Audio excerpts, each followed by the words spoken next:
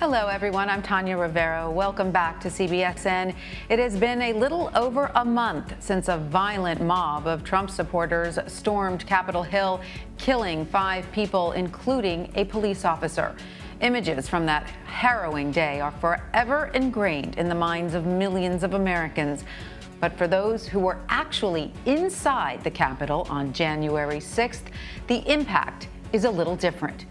Here's some of what happened from the perspective of a journalist for The New Yorker.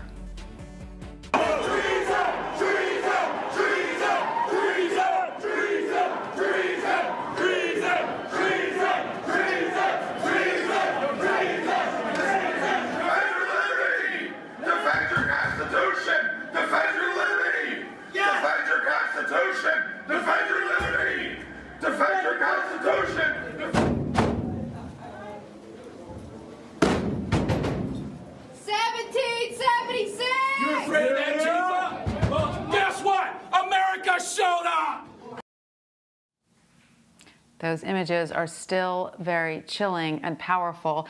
Let's bring in Grace Segers and Zach Hudak now for more. Grace is a CBS News political reporter. Zach is a CBS News reporter covering the House of Representatives. Welcome to both of you. You've both now had a month to reflect on everything that happened on Capitol Hill that day. Really, I mean, a day that will live notoriously in American history forever, in the minds of Americans forever. Those of us who were here reporting on it, or they're reporting on it, it's pretty scarring. For you two, what resonates with you the most? Grace, let's start with you. Well, I think what has really stuck with me were the images of coming back to the Capitol. I was in the Senate chamber, evacuated with the senators, stayed in a safe location for several hours. And then upon returning to the Capitol, seeing how it looked, the breaking of glass, the dust on the floor, the dozens of military officers with large guns suddenly in the halls. And despite all of those differences from how it had been just a few hours ago, I just went back to work. We all went back to work. And I actually was at the Capitol until 4 a.m. on January 7th. And it was as if we were all acting like this was a normal situation when there was physical evidence that this very much was not a normal situation. Right. You had to go right back and report on the vote as if nothing had happened almost. You didn't really have time to process it that day until later. Zach, what about you? What still strikes you the most, looking back on January 6th? Tanya, I think that it's the disconnect between what you think can possibly happen in our country's capital and what did happen. It was my first day officially on this new beat, and I walked into the Capitol that morning and through the rotunda and through Statutory Hall, kind of in awe of the building and of the people who'd walked there before me. And I was in the House chamber when the Capitol was breached, and as things moved on, and sitting in there, I was on Twitter reading that the building had been breached and that there were rioters in the rotunda, et cetera. And I was kind of strangely calm because I didn't think there was any chance that the chambers could be broken into. I thought it was the safest place I could possibly be. And in addition to that, just the disrespect that Grace talked about that we saw to the building, the disconnect there between this is a place that we all work and is sort of almost reverent, and we saw things destroyed here and rubbed on the walls, and I think that it's still surprising for most of the people who were here that something like that could happen in this country in such an open and safe building. Yeah, we were over here on this side of the camera reporting on the vote as we saw the first video images flow in of protesters just walking through the rotunda.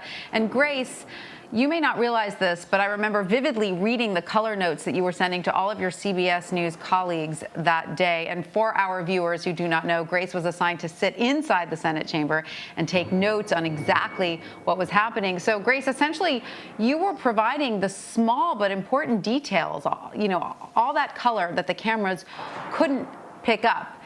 Did you realize at the time what was actually happening and how serious of a situation it was, or did that dawn on you slowly? Yeah, at the time, I really didn't realize what was happening. At first, I just thought it was a false alarm, that we were being locked into the chamber with the senators. I thought, oh, the protesters outside must have gotten a little rowdy, but we're probably fine in here. And I later found out that as we were being locked into the chamber, the rioters nearly got into the chamber as well. So it really took a while to dawn on me that something was very wrong. And it wasn't until we were evacuating that I realized that this was not a false alarm, a false flag.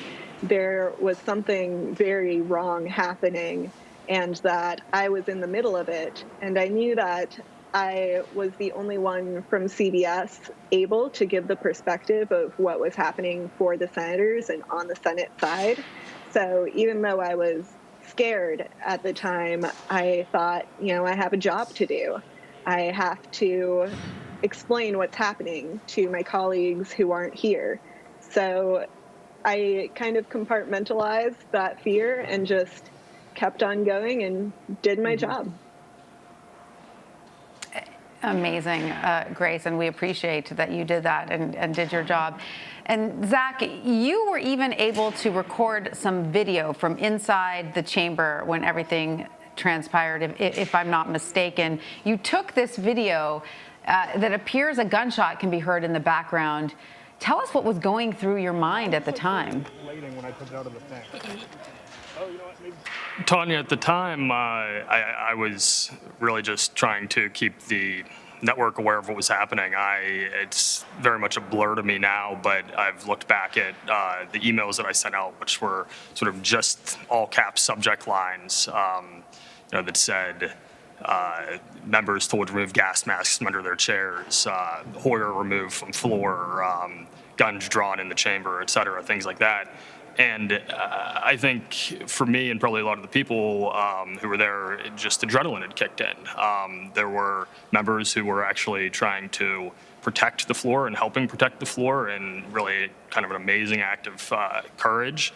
But when that gunshot went off, it was kind of a rude awakening that we are all in serious danger. And I think from that point forward, it was kind of keep everyone in the loop, but stay safe.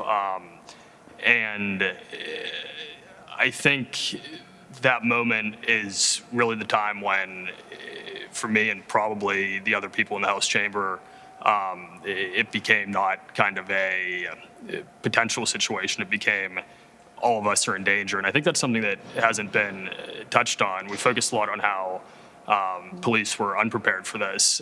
But despite whatever gaps there were, it is pretty amazing that all of us got out of there safely because of just how close it came. I mean, we were watching the doors being battered in as they were held off with guns drawn. I think really within a minute of things being much worse than they were. Yeah, I can't imagine that the two of you don't still have, flashbacks and difficulty processing everything even to this day. Are you guys okay? Do you have people to talk to about this? Are these things, images that flash back into your heads at random moments? Well, for me, I do know that has been kind of difficult. It took a while for me to even process what had happened. But I have a lot of support. My colleagues at CBS are very supportive. But sometimes, it does still hit me what happened on the 6th and the fact that I was there. And it's very strange. It's a strange experience. And Zach, how about you? It really took a few days for me to reckon with the level of danger was there. I think the day of, probably, like I said, because of a lot of adrenaline, I really didn't feel that directly. So that was an interesting process, kind of just realizing what I had witnessed. And people have been very supportive. It's been all right getting through it. But I would also say, it's something that I and probably everybody else hopes would never happen again. But I wouldn't want to have missed it while I'm covering this. So I'm glad that I was here to witness the event, as terrible as it was. Spoken like a true reporter. Grace Segers and Zach Hudak, thanks to both of you for all the great reporting you did on that harrowing day and all the great reporting you do every day. Thank you so much.